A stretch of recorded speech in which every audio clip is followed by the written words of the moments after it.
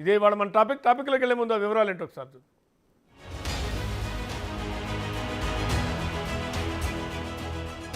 నేను అడుగుతా ఉన్నా, ఏ రూల్ ప్రకారం ఇవాళ మా నరేందర్ రెడ్డి గారిని అరెస్ట్ చేశారండి? ఏ రూల్ ప్రకారం ఎత్తుకుపోయినారని కిడ్నాప్ చేసినారు?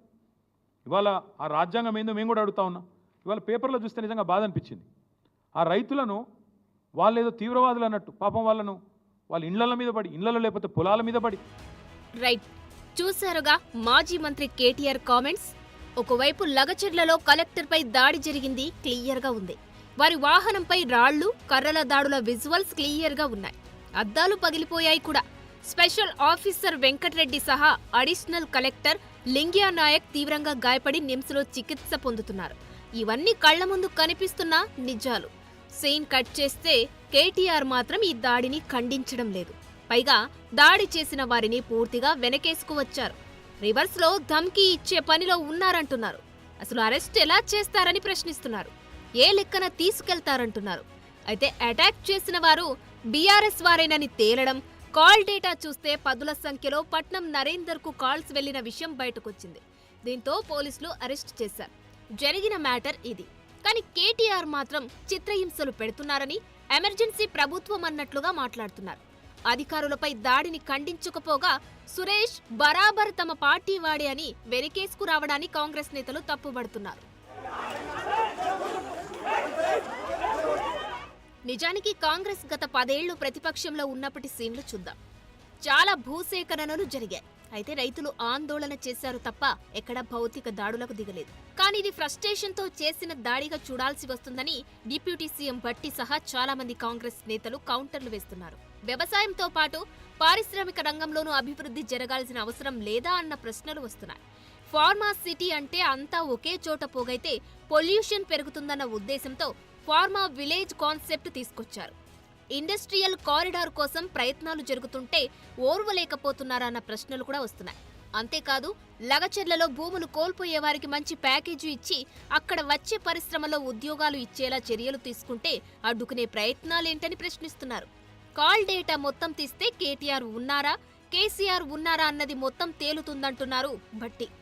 కలెక్టర్ దగ్గరకు వచ్చి మాట్లాడి ప్రజల పక్షాన మాట్లాడుతున్నట్టుగా తీసుకుపోయి ఈ రకమైన దాడి చేసి కంటిన్యూస్గా అతను ఫోన్లు మీ అధికారులతో మీ నాయకత్వంతో మాట్లాడుతూ వాళ్ళు ఇచ్చిన డైరెక్షన్ ప్రకారం అక్కడ చేసిన కార్యక్రమం చేస్తూ ఉన్నారు. కాల్ డేటా కూడా అంతా తీస్తూ ఉన్నాం. దీని వెనక ఎవరు ఎంత పెద్దవాళ్ళు ఉన్నా సరే. జిల్లా కలెక్టర్పై దాడి జరిగితే కేటీఆర్ గొప్పగా చెప్పుకుంటున్నారని ఫైర్ అవుతున్నారు హస్తం నేతలు. ఖలిస్తాన్ తీవ్రవాదులు ఎంత ప్రమాదకరమో తెలంగాణ రాష్ట్రంలో కల్వకుంట్ల కుటుంబం అంతే ప్రమాదకరమని ఎన్ఎం శ్రీనివాసరెడ్డి వంటి నాయకులు చెబుతున్నారు. కేసీఆర్ హయాంలో లాఠీ పట్టి కొడుతుంటే దెబ్బలు తిన్నాం తప్ప తిరగబడలేదని మరో మంత్రి పొన్నం గుర్తు చేస్తున్నమాట. జిల్లా కలెక్టరు మీద దాడి జరిగితే ఈయన గొప్పగా చెప్పుకుంటున్నాడు. ఏమనంటే మేము 10 ఏళ్ళు అధికారంలో ఉన్నాము, ఎప్పుడన్నా ఇట్లాంటిది జరిగిందా అని. అప్పుడు ఎవరున్నారు అపోజిషన్లో? కాంగ్రెస్ ఉంది. హైదరాబాద్లో ఉన్న ధనవంతులైన ప్రతి ఒక్కరి ఇంట్లో నువ్వు ప్రైవేట్ ఫంక్షన్స్ కావచ్చు, పబ్లిక్ ఫంక్షన్స్ కావచ్చు, పెళ్ళిళ్ళకు కానీ నువ్వు కూర్చొని వ్యక్తిగతంగా పార్టీలు చేసుకున్న సందర్భం లేదా? మరి వారందరితోటి నీకు వ్యాపార లావాదేవీలు, బిజినెస్ లావాదేవీలు ఉన్నాయని చెప్పుకోవాలన్నా మేము? ఎందుకు ఇంత దిగజారిపోతా ఉన్నారు మీరు? ఇంకా నీ వయసు ఏం 75 సంవత్సరాలు రాలేదు కేటీఆర్ గారు. కాంగ్రెస్ ప్రభుత్వంపై లగచెర్లలో భూసేకరణపై విమర్శలు చేయబోయిన కేటీఆర్ కొన్ని అర్ధసత్యాలు, అసత్యాలతో పార్టీ పరువు తీసుకున్నారన్న చర్చ కూడా జరుగుతుంది.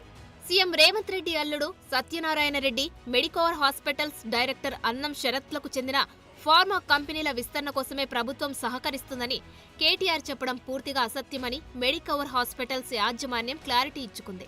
తమ మొదటి హాస్పిటల్ను ప్రారంభించిందే సీఎం హోదాలో కేసీఆర్ అని కేటీఆర్కు గుర్తు చేశారు. హాస్పిటల్ ప్రారంభించినంత మాత్రాన తాము ఏ పార్టీ వాళ్లం కాదన్నారు. సో ఈ మ్యాటర్లో పాలకు పాలు, నీళ్లకు నీళ్లు తేలిపోయాయి. అటు తిరిగి ఇటు తిరిగి కేటీఆర్ పార్టీ పరువు తీసుకున్నాడంటున్నారు. We are not associated with any political party in any state. We are associated and we work closely with the government and government representatives. That is a clear fact.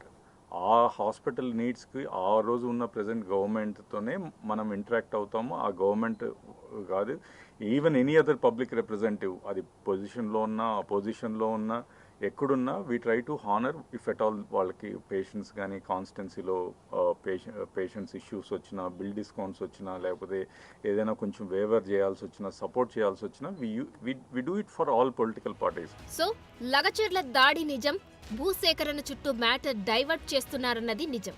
దాడికి గురైన వారిని పరామర్శించకుండా దాడి చేసిన వారిని వెనకేసుకురావడం నిజమని కాంగ్రెస్ నేతలు గుర్తు చేస్తున్నారు. డైవర్షన్ పాలిటిక్స్ ఆపాలని డిమాండ్ చేస్తున్నారు.